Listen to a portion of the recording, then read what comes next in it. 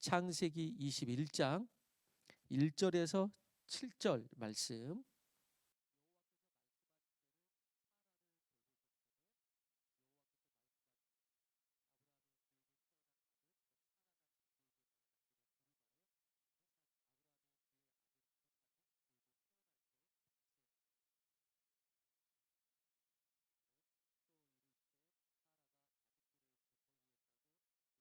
하나님의 열심이 우리를 웃게 하신다. 저희가 인도에 그 선교사로 잠시 있었잖아요.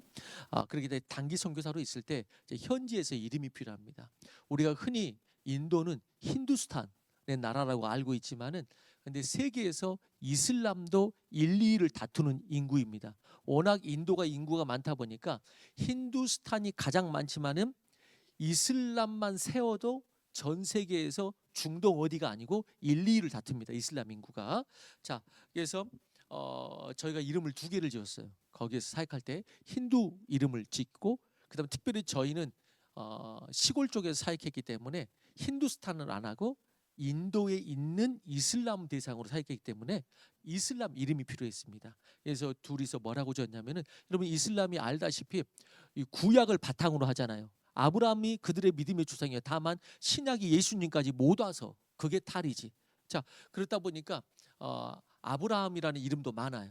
사라는 아브라함의 아내, 오늘 사라가 애 낳는 그런 대목인데 사라는 이름도 많고. 그래서 이왕 짓는 거 이름을 크게 짓자. 저희 둘이 크게 짓자 그래가지고 현지 이름을 저를 그냥 아브라함이라고 지었고 그 다음에 아내를 사라라고 지었어요. 그래서 지금도 아내는 어디 여기 와서도 어디 예약할 때 이름으로 예약할 때 그때 사라라고 예약해 주세요. 지금도 이렇게 이름을 쓰기도 해요. 사라. 그래서 저는 아브라함. 그래서 옆에 있는 선교사님들이 때로 놀리기도 했어요. 왜 그러냐면은 제가 성이 뭐죠? 최씨잖아요. 근데 이름을 거기서 아브라함으로 지었다고 했잖아요. 그래서 아브라함 최 그래가지고 그럼 선교사님이 놀렸어요. 그럼 너는 최브람이냐? 이렇게. 최브람이 누군지 모르는구나. 세대 차이가 이렇게 날 수가 없네. 최브람이 유명한 탤런트야. 전원일기 알지? 전원일기 유명. 전원일기도 모르는구나. 그래. 그래서 최브람이다 막 이렇게 말하고 그랬어요. 근데 그러니까 안사모도 안씨라서 사라란 이름이 그러니까 안씨가 참 그 성경에 나오는 믿음의 이름을 붙이기가 예매한 성씨예요. 그래서 막 은혜라는 이름도 붙이고 기독교인들이 은혜 뭐 사랑 뭐 이런 은혜를 붙이는데 안씨면 이게 이상해져 가지고 붙이기가 참 힘들어요. 안은혜, 안사랑 막 이렇게 되니까 안씨도 참 힘들어. 자, 근데 여러분 성경에 우리가 그만큼 아브라함이라는 이름이 세계 3대 종교의 시발점이 됐거든요. 기독교, 그다음에 이슬람교, 그다음에 이스라엘의 유대교. 그러다 보니까 이 아브라함이 엄청난 믿음의 조상이에요. 우리가 흔히 말하듯이. 근데 믿음의 조상이라고 말하는데 성경에서 그래서 아브라함에 대하여 보거나 들을 때 아브라함과 이삭과 야곱의 하나님 이렇게 말하기도 하고 그러면서 엄청난 믿음의 사람, 믿음의 조상 이렇게 알지만 그러나 그것은 아브라함이 대단해서가 아닙니다. 아브라함이 대단해서가 아니에요. 아브라함과 사라도 하나님이 쓰시기에는 한없이 부족한 사람에 불과했어요. 연약할 수 있는 인간에 불과했습니다. 그들도 죄인이에요. 그들도 죄인이에요. 여러분 우리가 흔히 알다시피 창세기 12장에 보면은 아브라함을 하나님께서 부르셔가지고 그 유명한 구절이 있잖아요. 그게 뭐예요? 내가 너로 큰 민족을 이루고 너에게 복을 주어 네 이름을 창대하게 하리니 너는 복이 될지라 하면서 그 이스라엘의 족속을 출발시키는 거예요. 크게 출발시키는 거예요. 그런데 그리고 난 다음에 아브라함은 그 말씀을 믿고 약속의 땅을 향하여 나아갑니다. 너는 내가 명령한 땅으로 나아가라. 그래가지고 거기에는 그런 믿음의 모습과 결단도 분명히 아브라함에게 있습니다. 그러나 아브라함과 사라의 믿음이 그렇게 항상 대단한 믿음이었다고만은 할 수가 없습니다. 아브라함은 이방 땅에 가면서 그 믿음으로 출발했다 이 말이죠. 하나님의 명령을 따라 믿음으로 이방 땅에 가면서 이런 경우들이 있어요. 아브라함의 연약한 모습을 좀 말씀드리는 거예요. 이방 땅에 가면서 거기 이미 살고 있는 이방 족속이 있는데 그 이방 땅이 두려워서 2번이나 자기 아내 사라를 어떻게 속이냐면 누이라고 속입니다. 넌 내 누이라고 해라. 그렇게 속인 이유가 뭐냐면은 아브라함의 아내가 너무 아름다웠어요. 마치 누구처럼? 제 아내처럼. 아브라함의 아내가 너무 아름다웠어요. 그래서 너무 아름다워서 자기가 남편인 것을 알면 그들이 자기를 해치고 여자를 데리고 갈까봐, 그럴까봐 누이 동생이라고 하자, 이렇게 말한 거예요. 아내 사라가 심지어는 이미 나이가 들었음에도 불구하고 그런 걱정을 하고 속이기도 합니다. 나이가 들었음에도 불구하고. 그런 것을 보면은 사라가 나이가 들어감에도 불구하고 얼마나 미인이었는가를 성경은 말해요. 아무튼 남편으로서는 비겁한 행동을 한 것입니다. 비겁한 행동.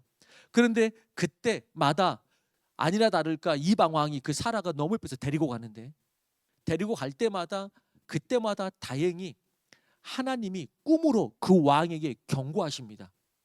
그리고 빼내세요. 그러면서 왜 하나님께서 그러셨는가? 이제 이방 왕에게 경고하는 거예요. 너 그러다 큰일 난다. 그 사람은 내가 택한 사람이야. 이렇게 하는 거예요. 그래서 하나님께서는 아브라함의 가문을 통해서 하늘의 별과 같이 바다의 모래와 같이 큰 민족을 이루기를 약속하고, 그리고 하나님의 나라를 이룰 것을 주님께서는 계획하셨기 때문에, 그래서 오히려 그 이방 왕이 사라를 데리고 갔다가 꿈으로 경고를 받고, 오히려 그 왕이 아브라함에게 이렇게 말합니다. 왜 나를 속여서 나를 곤란하게 하느냐 하고 회개하면서 오히려 온갖 선물을 주어서 돌려보냅니다. 이런 사건이 2번이나 있어요. 이런 사건이. 아브라함의 부족함이 있어요. 근데 오늘 본문도 그런 내용이에요. 어떤 내용이냐면은 아브라함에게 준 가장 중요한 약속. 하나님이 너희 씨를 통해 하늘의 별과 같이 바다의 모래와 같이 하리라. 그러면은 번성케 하리라, 창대케 하리라, 하나님의 나라를 이루겠다 약속했으면은 이제 자손이 있어야 되는데, 아브라함은 나이가 들어가도 아내가 임신하지를 못합니다. 사라가 임신하지 못하자 믿음이 떨어지게 되고, 그러니까 인간적인 대책을 세우게 됩니다. 그게 뭐냐면은 사라가 아이를 갖지 못하자 사라의 여종인 하가를 통해서 애를 낳습니다. 이스마엘을. 지금은 이상하지만 예전에는 그런 것들이 당연히 있었어요. 이스마엘을 낳고 대를 이으려고 한 것입니다. 그런데 하나님께서 다시 한번 나타나셔서 나는 너의 가문을 통해서, 사라를 통해서, 너희 부부를 통해서 하기 원하지 다른 것을 통해서 하기를 원치 않아 라고 말하면서 다시 한번 약속을 확인시켜 줍니다. 그게 17장 16절에 있어요. 한번 읽어봅시다. 다시 한번 읽어봅시다. 이게 다시 한번 확인시켜 주는 거예요. 시작. 내가 그에게 복을 주어 그를 여러 민족의 어머니가 되게 하리니 민족의 여러 왕이 그에게서 나리라. 여기서 그는 아브라함의 부인 사라를 말하는 것이죠. 그러자 오늘 본문입니다. 아브라함의 반응이, 이제 이미 나이가 늙어가지고 어떻게 할 수가 없는데 그 약속을 다시 확인시켜 주자 그 말씀을 듣고 아브라함이 이렇게 반응을 합니다. 17절 아브라함의 반응 한번 보십시다. 시작. 아브라함이 엎드려 웃으며 마음속으로 이르되 100세 된 사람이 어찌 자식을 낳을까? 사라는 90세니 어찌 출산하리요 하고, 아브라함이 이에 하나님께 아뢰되 이스마엘이나 하나님 앞에 살기를 원하나이다. 아브라함이 지금 나이가 몇 세라고요? 100세. 부인과는 몇 살 차이 나죠? 10살. 90세. 그러니까 어찌 출산하리요? 이미 늙어서 불가능하다라고 말하는 거예요. 그리고 하나님께 아뢰되 이스마엘이나 하나님 앞에 잘 살기를 원하나이다. 이 이스마엘이 누구냐면은 아까 여종이 있죠. 여종에게서 낳은 아들이 이스마엘이에요. 그래서 어떻게 늙었는데 자식을 낳습니까? 하고 특별히 어떻게 말하죠? 아브라함이 엎드려 뭐 했다? 웃었다. 이렇게 나와요. 아브라함이 웃으며 어떻게 애를 낳습니까? 그리고 이스마엘이나, 이런 표현을 보세요. 이스마엘을 잘 살게 해주세요 이게 아니고 이스마엘이나 잘 살게 해주세요. 어떻게 보면 무례하기까지 보여요. 여러분 이런 말이에요. 이것은 됐으니 이것이나 해주세요. 이런 거잖아요. 이것이나 해주세요. 마치 우리가 누군가에게 일을 이렇게 시키면서 그것을 잘 못하니까 야 이것은 됐으니까 이거나 해라. 이런 표현이에요. 이거나 해라. 이에 하나님이 그런 식으로 웃는 아브라함을 향해 이렇게 말씀하십니다. 그게 19절이에요. 다시 한번 읽어봅시다. 웃는 아브라함을 향해 시작. 아브라함이 이르시되 아니라 네 아내 사라가 내게 아들을 낳으리니 너는 그 이름을 이삭이라 하라. 내가 그와 내 언약을 세우리니 그의 후손에게 영원한 언약이 되리라. 하나님께서는 내가 반드시 너에게 아들을 주어서 영원한 언약이 되게 하겠다고 다시 약속하시면서 그러면서 이름을 지어줘요. 그 아들의 이름을 뭐라고 지었죠? 이삭이라. 이렇게 이름해라. 이름까지 지어주면서 확실하게 응답할 것을 말씀하세요. 그런데 여러분, 여기서 이제 코미디가 뭐냐면은, 하나님의 위트가 뭐냐면은, 이 이삭이란 이름의 뜻이 뭘까요? 이 이삭이란 이름의 뜻이 뭘까? 이 이삭이란 이름의 뜻이 뭐냐면은 웃음이란 뜻이야. 웃음, 웃는다라는 뜻이야. 이삭이란 이름이. 아이러니하고 하나님의 위트가 보여. 하나님이 너 내가 방금 약속했는데 네가 지금 어처구니 없다는 듯이, 비웃는 듯이 그렇게 웃었지? 내가 그 웃음을 내가 진짜 웃음으로 바꿔주마. 네 자녀 이름을 웃음이라고 지어라 라고 하는 하나님의 위트가 있어요. 네 자녀 이름을 웃음이라고 해라. 하나님의 위트가 있어요. 그리고 시간이 조금 지나서 창세기 18장에서 하나님의 사람들이 아브라함의 집에 또 들릅니다. 또 들러가지고 뭘 말하냐면은, 아브라함의 집에 들려서 이제 진짜로 1년 후에 아들이 있을 것이다 라고 시간까지 말해주면서 딱 이야기를 해줍니다. 그때 이제 사라의 반응을 보십시오. 그때 사라의 반응, 창세기 18장 12절 읽어봅니다. 시작. 사라가 속으로 웃고 이르되 내가 노쇠하였고 내 주인도 늙었으니 내게 무슨 즐거움이 있으리요. 여기서 사라도 뭐라고 말했죠? 사라도 웃고. 여기서 웃음은 좋아서 웃는 게 아니고 비웃음, 어처구니 없다. 그런 일이 발생하겠느냐, 아주 냉소적이고 그런 웃음을 사라가 웃고. 그래서 이삭이라는 아들이 태어나는 배경을 전후로 가장 많이 쓰인 단어가 뭐냐면은 웃는다라는 단어가 가장 많이 쓰여요. 사라도 웃었다. 사라도 아브라함처럼 비웃었어요. 뒤에서 숨어서 어처구니 없다는 웃음을 짓습니다. 그때 하나님께서 사라가 뒤에서 웃고 있는 모습을 하나님께서 왜 모르시겠어요? 아세요. 그걸 딱 보고 이렇게 말씀하세요. 창세기 18장 13절 14절이에요. 하나님이 거기에 이렇게 말합니다. 시작. 여호와께서 아브라함에게 이르시되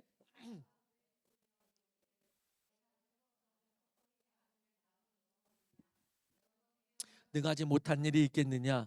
기한이 이를 때에 내가 너에게로 돌아오리니 사라에게 아들이 있으리라. 이렇게 말. 아브라함이 말하죠.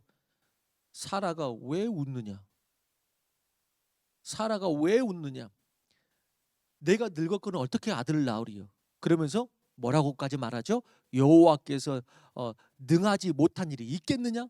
라고 말하면서 하나님께서 사라에게 아들이 있을 것이다 라고 다시 이야기를 하세요. 사라는 순간 자신의 믿음 없음을 들켰다는 마음과 두려움이 있었을 거예요. 내가 뒤에서 웃었는데 이걸 어떻게 알았지? 여러분, 뒤에서 웃지 않게 되길 바랍니다. 이렇게 있을 때는 거룩한 척하다가 뒤에서는 하나님이 이거 하시겠어? 이게 가능하겠어? 이렇게 웃는 거죠. 이렇지 않게 되길 바라요. 주님께서 그걸 다 아세요. 그러면서 하나님께서 이렇게 말하니까 사라가 그 음성을 듣고 그 이야기를 듣고 사라가 이렇게 반응합니다. 창세기 18장 15절이에요. 시작. 사라가 두려워서 부인하여 이르되 내가 웃지 아니하였나이다. 이르시되 아니라 네가 웃었느니라. 이렇게 말. 사라가 순간 두려웠나 봐요. 뒤에서 웃었는데 그것까지도 어떻게 아셨지? 그러니까 사라가 나 웃지 아니었습니다. 자기도 모르는 사이에 갑자기 변명을 늘어났을지 모르죠. 그러니까 하나님께서 다시 콕 집어 말합니다. 아니라 네가 웃었느니라. 네가 웃었느니라. 하나님은 이 부부의 믿음 없는 모습을 봐요. 이 부부가 둘 다 나이는 늙어서 인간적으로는 어렵지만 하나님께서 아들이 있을 것이다 라고 말했는데 부부는 똑같다고 둘 다 웃어요. 둘 다 웃어요. 이 부부의 믿음 없는 모습을, 그것이 가능한 이야기인가 하는 어처구니 없는 웃음 혹은 비웃음을 분명히 보았고, 근데 그럼에도 불구하고 하나님은 그 비웃음을 보면서 네가 웃었지? 네 아들의 이름을 뭐라고 해라? 웃음이라고 지어라. 이삭이라고 지어라. 하나님께서 네가 웃었지? 네 웃음을 내가 슬픔이 되게 하리라. 네 웃음을 내가 다시는 웃지 못하도록 그 웃음을 내가 저주하고, 이렇게 말하지 않고 내가 네 웃음을 진짜 웃음으로 만들어주마 하고 네 아들을 이삭이라고 지어라 라고 한 거예요. 하나님은 자신이 아브라함을 부르셨고 이 약속하신 것을 당신의 열심으로 끝까지 이루어 가십니다. 당신의 아브라함이 대단해서 아브라함이 된 게 아니에요. 아브라함은 부족해요. 근데 아브라함 불러서 내가 너를 통해서 약속하셨기 때문에 주님께서 당신의 열심으로 이루어 가시는 거예요. 그리고 어떻게 보면 아름다운 복수죠. 아름다운 복수. 너는 이것을 아름다운 복수, 거룩한 복수라고 생각해요. 네가 비웃었어? 내가 너를 울게 하리라, 이런 복수가 아니고 네가 진짜 웃도록 내가 해주마. 아름다운 복수죠. 여러분, 우리는 우리의 어처구니 없다는 그 웃음을 우리로서는 상상할 수 없고 이뤄낼 수도 없는 우리의 연약함과 작은 믿음에도 불구하고 하나님은 나의 믿음 때문이 아니고 당신의 열심으로 거룩한 역사, 하나님의 나라의 역사를 만들어 가십니다. 하나님의 약속을 당신의 전적인 은혜로 이루어 가시는 거예요. 전적인 은혜로 이루어 가시는 거예요. 여러분, 그래서 오늘 본문 이제 결론을 보십시오. 그래서 드디어 그 약속하신 자녀인 이삭이 태어납니다. 그리고 이 사건을 본문 1절은 이렇게 결론적으로 말합니다. 1절 다시 한번 읽어봅시다. 1절 시작. 여호와께서 말씀하신 대로 자, 뭐라고 말했죠? 여호와께서 뭐 하신 대로? 여호와께서 말씀하신 대로 사라를 돌보셨고 여호와께서 말씀하신 대로 사라에게 행하셨다, 이렇게 말해요. 그들의 생각과 판단과 그들의 행위대로가 아니고 그들의 연약함대로가 아니고 여호와께서 말씀하신 대로 이루었다, 이렇게 말해요. 여러분, 그렇게 아브라함과 사라는 자녀의 이름을 이삭, 웃음이라고 짓게 되고 이삭이라고 짓게 하신 이유 중에 하나가 뭐겠어요? 아마 아브라함과 사라가 하나님의 약속을 믿지 못하고 비웃었던 사건을 영원히 기억하라고. 아이의 이름을 부를 때마다 아마 아브라함과 사라는 아이의 이름을 부를 때마다 우리의 그 연약함과 불신을 조용히 돌아보게 되는 것이죠. 조용히 내가 그때 그랬지. 그런데 주님께서 진짜 기쁨을 주셨지. 하나님께서 일하셨지. 그때 나는 믿음이 없었는데 그랬는데도 당신은 약속을 지켜주셨지. 이런 것을 아브라함과 이삭이, 아브라함과 사라가 자녀 이름을 부를 때마다 기억하게 하시는 거예요. 그리고 사라는 6절에 이렇게 고백하는 것이죠. 다시 한번 읽어봅시다. 사라는 6절에 이렇게 고백합니다. 시작. 사라가 이르되 하나님의 나를 웃게 하시니 듣는 자가 다 나와 함께 웃으리로다. 사라가 다시 웃어요. 근데 이 웃음은 예전의 웃음이 아니고, 사라가 웃는 것은 이전의 웃음이 아닙니다. 믿음 없이 어처구니 없다는 웃음이 아니라 진실로 웃는 거예요. 기쁨으로 웃는 거예요. 하나님께서 그 비웃음을, 어처구니 없는 것을 진실된 기쁨으로 바꿔주신 거예요. 진짜 웃음으로 바꿔주셨습니다. 이것이 뭐냐? 누구 때문에? 아브라함의 믿음 때문이 아니에요. 하나님의 열심 때문에. 약속을 지키시는 그 하나님의 열심, 신실하심 때문에 하나님의 아름답고 위트 있는 일하심, 복수가 된 것이죠. 그렇습니다. 아브라함을 복의 근원, 믿음의 조상이라고 하지만 분명히 아브라함과 사라도 우리와 똑같은 죄인이었고 하나님께 연약한 믿음을 보였습니다. 약속했는 그걸 못 믿었습니다. 그럼에도 불구하고 하나님은 끝까지 그들의 작은 믿음을 이끌어 주신 것입니다.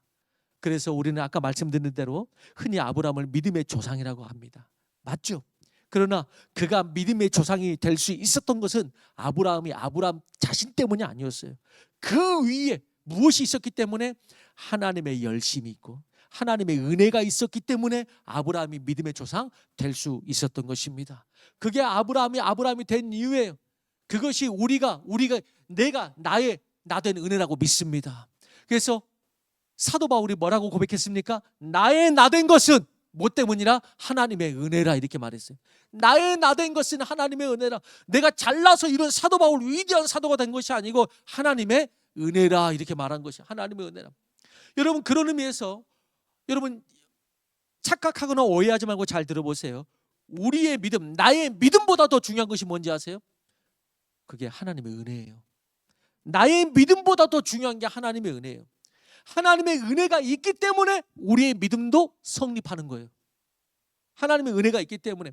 우리의 노력이나 행위나 의가 아니라 믿음으로 구원받는 이유가 뭐냐? 무엇이 전제되어 있기 때문에? 하나님의 은혜가 전제되어 있기 때문에 우리의 믿음이 성립되는 것이에요. 하나님의 은혜가 전제되어 있지 않으면 우리의 막 행위가 필요하고 우리의 노력이 필요했을 거예요. 그런데 하나님의 은혜가 전제되니까 우리에게 뭐만 필요해요? 믿음만이 필요해요. 믿음이 성립이 되는 거예요. 그래서 기독교는 한마디로 우리의 노력이나 의가 아닙니다. 심지어는 우리의 믿음이 아닙니다. 여러분 오해하지 말고 잘 들어보세요. 기독교는 우리의 의나 노력이 아닐 뿐더러 심지어는 뭐도 아니냐면 우리의 믿음도 아니에요. 기독교는 뭡니까? 은혜예요. 기독교는 은혜예요. 하나님의 은혜입니다. 이것이 기독교의 뿌리이고 그 위에 우리가 믿음의 꽃을 피우는 거예요. 그 위에. 신약에 와서 예수님이 제자들을 부르신 것도 똑같은 거예요.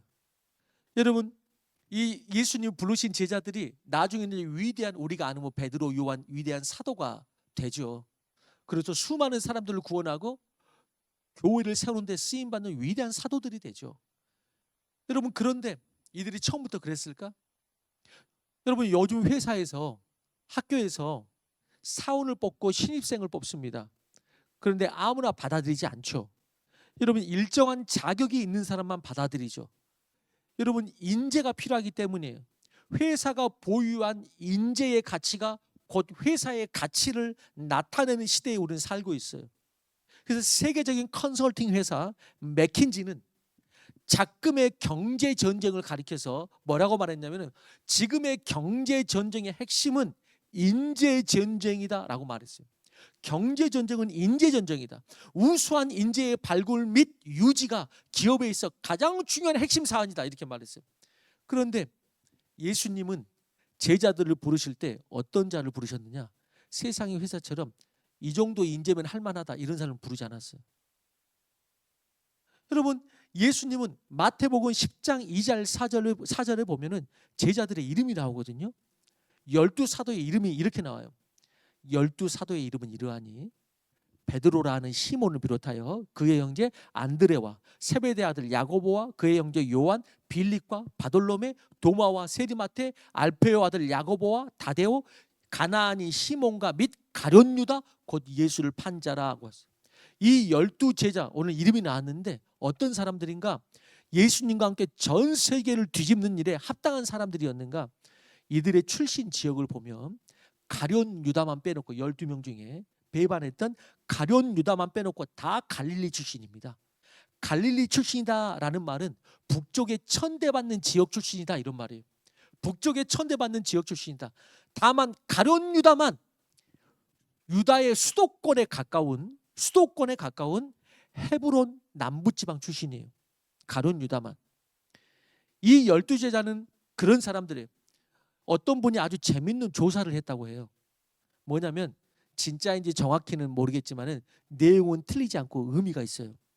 예수님의 제자 12명의 이력서를 성경적으로 정리를 해서 12명의 이력서를 경영 컨설팅 전문 회사에 의뢰해가지고 컨설팅을 받아본 겁니다. 그리고 그곳에서 결과를 이렇게 보내왔어요. 제가 읽어볼게요. 나사렛 예수 귀하, 당신이 의뢰한 12명의 이력서를 검토하고 심리 테스트와 직업 적성 검사 자료를 모아 컴퓨터에 넣어 결과를 뽑았습니다. 일반적으로 그들은 귀하가 계획하는 단체의 간부 사원으로 적합하지 않습니다. 전반적으로 학력이 낮고 단체 생활을 할 능력이 없으며 협조 정신이 약해 경영 관리자로서 부적합합니다. 시몬 베드로는 정신적 안정성이 결여되어 있고 성격이 과격해 지나친 부분이 많습니다. 안드레는 한마디로 무능력합니다. 다른 사람을 지도할 만한 사람이 못 됩니다. 세베대의 아들 야고보와 요한은 회사의 이익을 제쳐놓고 자신들의 이익만을 챙기기에 급급한 사람들입니다. 도마는 매사에 부정적이고 질문도 많지만 추진력을 갖고 일할 사람은 아닙니다. 마태는 자신의 이익을 위해서는 무엇이든지 할 수 있는 사람입니다. 알페오 아들 야고보와 다데오 두 사람은 사회의 혁명을 노리는 과격분자들입니다. 불온 사상에 감염돼 귀하가 이룰 온전한 기업에 합당하지 못합니다. 귀하가 추천한 12명 중 긍정적인 대답을 들을 수 있는 사람은 단 한 명, 바로 가룟 유다입니다. 그는 능력 있고 사회에 대한 지식도 풍부합니다. 경영 감각이 있고 상류층 사람들과 교제할 수 있는 예의와 기풍도 갖추고 있습니다. 따라서 본 경영 컨설팅 회사는 가룟 유다 한 명만 추천하고 나머지 제자들은 다시 찾을 것을 권고합니다. 근데 누구만 배반했어요? 똑똑하다고 될 것 같은 가룟 유다만 배반했어요. 여러분, 과연 예수님이 이들이 그런 줄 모르고 그들을 부르고 뽑았을까요? 예수님은 그런 사람인 줄 모르셨나요? 예수님은 제자들을 뽑기 전에 자주 기도하던 동산에 올라가셨습니다. 그리고 그곳에서 밤이 맞도록 기도했어요. 그렇게 예수님은 어느 때보다도 기도하신 후에 내려오셔서 제자들을 부르셨어요. 그러면서 그가 부르신 자들의 자격을 따지면서 부르신 것이 아니고, 그렇다고 그들을 몰라서 부르신 것도 아니고 이미 아시고, 예수님이 그들을 부르신 조건을 성경에 이렇게 한마디로 말합니다. 왜 그들을 부르셨나? 마가복음 3장 13절이에요. 같이 읽어봅니다. 시작. 또 산에 오르사 자기가 원하는 자들을 부르시니 나오신지라. 예수님은 어떤 자들을 부르셨다고요? 한 가지 이유밖에 없어요. 어떤 자들을? 원하는 자들을. 자격이나 다른 게 아니고 그냥 자기가 원하는 자들, 필요하기 때문에 부르셨다. 그렇게 찾으면 그들 부르면 안 돼요. 왜? 필요에 충족이 안 돼. 필요에 합당하거나 필요를 채울 수 있는 능력 있는 사람들이 아니에요. 그런데 주님께서는 왜 부르셨다고요? 원하셨다, 이렇게 말해요. 여러분, 세상의 회사는 우리 회사에 필요한 이 일을 충분히 이룰 만한 인재를, 필요한 자를 뽑아요. 인재를 뽑고 인정해줘요. 그러나 주님은 원하는 자를 부르십니다. 원하는 자를 부르세요. 무슨 말이에요? 만약에 우리도 마찬가지. 필요한 자를 부르면요, 부를 자도 있고 회사처럼 떨어질 자도 있어요. 그러나 주님께서는 제자를 부르실 때, 우리를 부르실 때 어떻게 부르시느냐?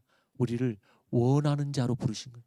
우리를 원하시기 때문에 부르셨고, 그들을 이끌어서 당신의 일을, 그 일을 이루신 건 누가 하시기 때문에? 하나님이 당신의 열심으로 하시기 때문에.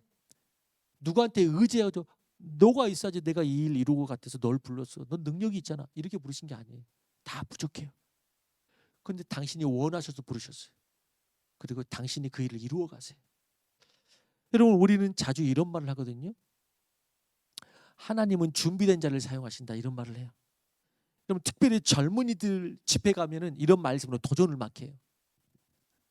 물론 준비 안 된다는 말이 아니에요. 그런데 이 말이 꼭 맞는 말이 아닙니다. 그럼 만약 준비된 자를 사용하신다면은 예수님은 온 땅에 복음하라는 거룩한 목적을 위해서 결코 그 제자들을 세우시면 안 되었습니다. 준비된 자리 아니었기 때문에. 예수님의 제자들을 부르실 때 보면 그들은 준비된 자들이 아니었어요. 다만 예수님은 뭐 하는 자를 부르셨다고요? 원하는 자를 부르셨다, 이렇게 말해요. 베드로가 준비되었나요? 민족의 배신자 세리마태가 유대인들을 위해서 준비되었나요? 다른 모든 제자들도 십자가 앞에서 다 도망갔습니다. 준비된 자를 불렀다면 그런 일이 없었어야죠. 물론 그렇다고 준비된 자를 쓰지 않는다는 것이 아니라, 다만 하나님은 자신의 부족함을 알고 아무리 준비되어 있어도 하나님이 일하시지 않으면 아무것도 아닙니다 라는 겸손하고 순종하는 자를 주님께서는 사용하신다는 것입니다. 그렇습니다. 하나님은요, 준비된 자가 아니라요, 원하는 자를 부르세요. 그 제자들은 준비된 자가 아니었습니다. 하나님의 열심으로 원하는 자들을 부르셔서 하나님의 열심으로 그것을 만들어 가시고 사용하셔서 끝내 하나님의 영광에 동참하게 하세요. 하나님의 영광에 동참하게 하세요. 우리도 마찬가지라는 거예요. 우리는 죄인이고 연약하지만 주님은 우리 모두를 원하셔서 부르셨습니다. 우리 모두를 원하셔서 부르셨어요. 그리고 당신의 열심으로 우리를 변화시키시고 인도해 가시면서 마침내 마지막 때에 하나님 앞에까지 세우시는 분이 하나님이세요. 당신의 열심으로. 여러분, 선포합니다. 하나님이 반드시 당신을 변화시키고 도우셔서 귀하고 아름답게 사용하실 줄로 믿습니다. 하나님께서 반드시 여러분들을 인도하셔서 마지막 날에 하나님 앞에까지 우리를 끌고 가셔서 세우실 줄로 믿는 것입니다. 이 하나님의 열심의 정점이 어디냐?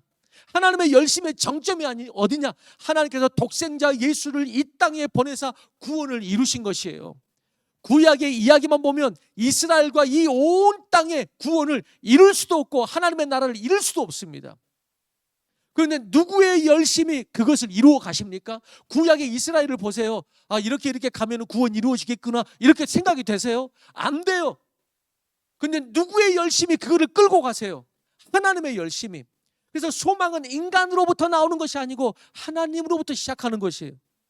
이사야서에서 바로 이 예수가 나실 것과 그가 하나님의 나라를 세우실 것을 예언하면서 이 구원의 역사를 하나님의 열심이 끝내 이룰 것이다 라고 선포해요. 이사야서 9장 6절 7절 한번 읽어보십시다. 6절에서 7절이에요. 시작. 이는 한 아기가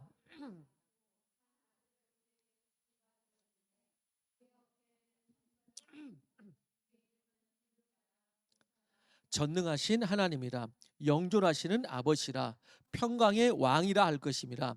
그 정사와 평강의 더함이 무궁하며 또 다윗의 왕좌와 그의 나라에 군림하여 그의 나라를 굳게 세우고 지금 이후로 영원히 정의와 공의로 그것을 보존하실 것이라. 만군의 여호와의 열심히 이를 이루시리라. 영원한 정의와 공의, 천국이겠죠. 하나님의 나라겠죠. 그걸 누가 이루시느냐? 만군의 여호와의 열심히 그걸 이룰 것이다. 너희로서도 구원이 이룰 수 없기 때문에 그 열심의 정점이 뭐냐? 내가 내 아들을 이 땅에 보내리니 그 열심히 이루리라 라고 말하는 거예요. 이렇게 하나님의 열심히 아브라함을 부르시고 아브라함을 만드셔서 아브라함을 사용하시고 이루셨고, 하나님의 열심히 예수 그리스도를 이 땅에 보내셔서 구원을 이루셨고, 그 변방의 청년들 제자들을 모아가지고 그들을 제자로 세우시고 하나님의 열심히 위대한 초대교회 사도들을 만드시고 사용하셨고, 그리고 그렇게 아브라함과 제자들 뿐이겠습니까? 하물며 우리는 어떻습니까? 하나님의 열심이 아니면 지금 이 자리에 설 자가 있습니까? 하나님의 열심이 나를 구원하시고 천국 구는 그날까지 우리를 하나님의 열심히 인도하시는 것입니다. 우리를 변화시키시고 우리를 세우시는 것은 우리가 잘나서 똑똑해서가 아니고 하나님의 열심이 우리를 통해서 인도하시는 것입니다. 역사하시는 거예요. 아무리 목회자지만 저의 부족함은 이루 말할 수가 없어요.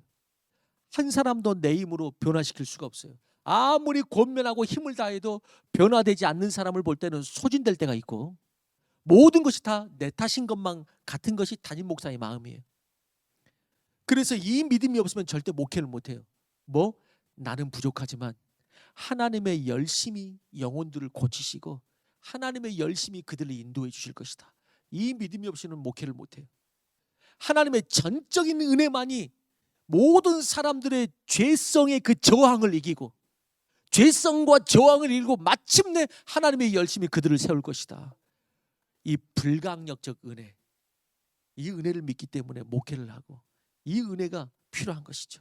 그러므로 우리는 이 하나님의 열심을 알게 되면 누구도 스스로의 힘으로 내가 돌이켰고 스스로의 힘으로 내가 이렇게 자라났다고 결코 자랑할 수가 없습니다. 자랑할 수가 없어요. 누구도 세상에 어떤 목회자가 어떤 교회가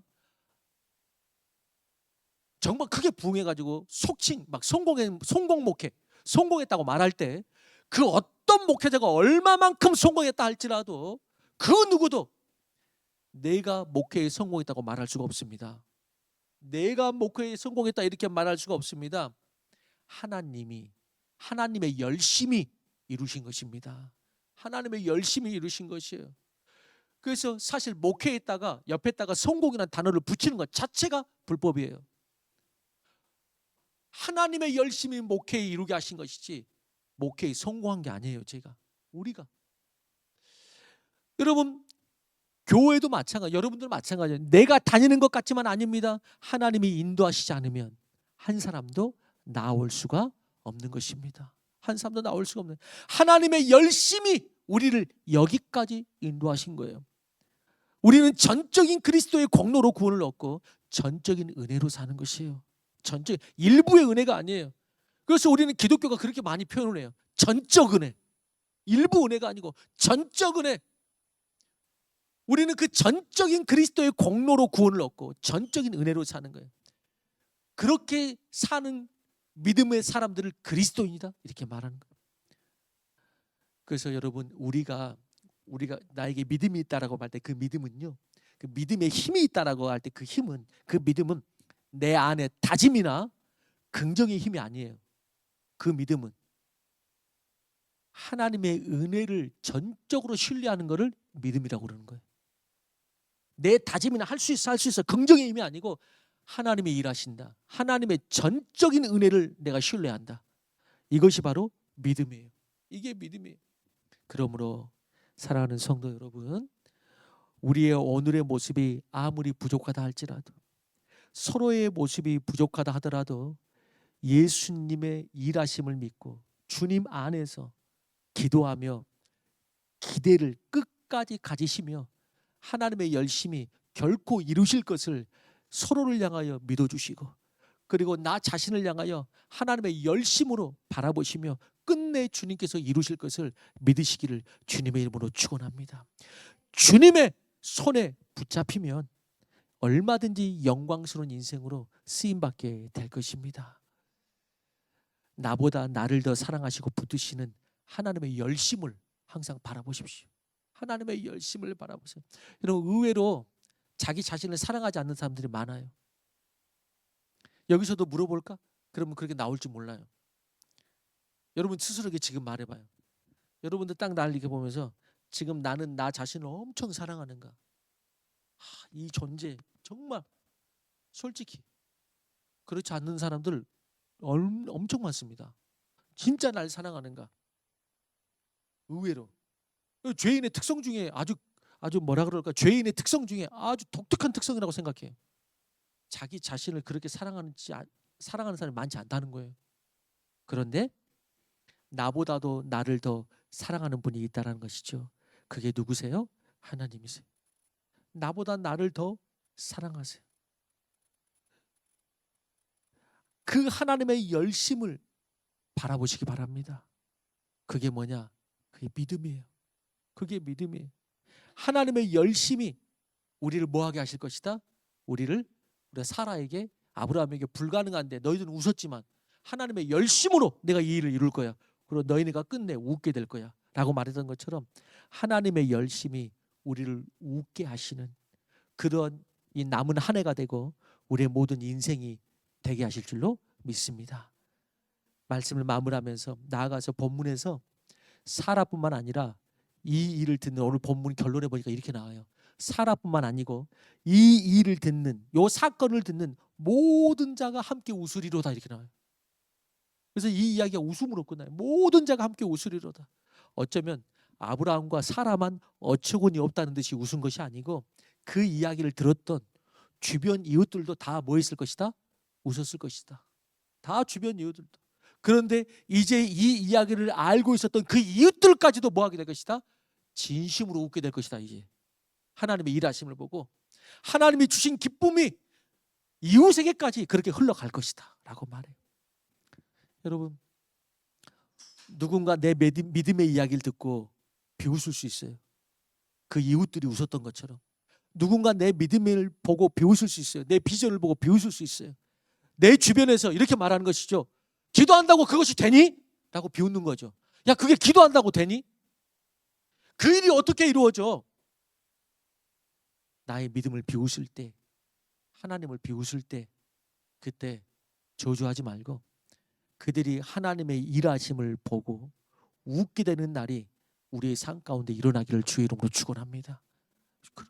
언젠가는 하나님의 일하심이 나타나고 내가 기쁠 뿐 아니고 나의 이 비전과 나의 이 삶과 나의 이 기도를 기도한다고 되냐고 비웃었던 수많은 사람들이 그 하나님이 이루신 열매를 보고 그들이 진짜로 웃게 될 것이다.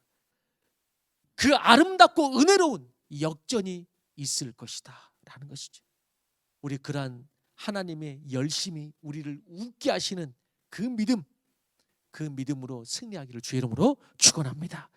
우리 다 같이 일어나면서 옆 사람에게 이렇게 한번 인사 한번 나누.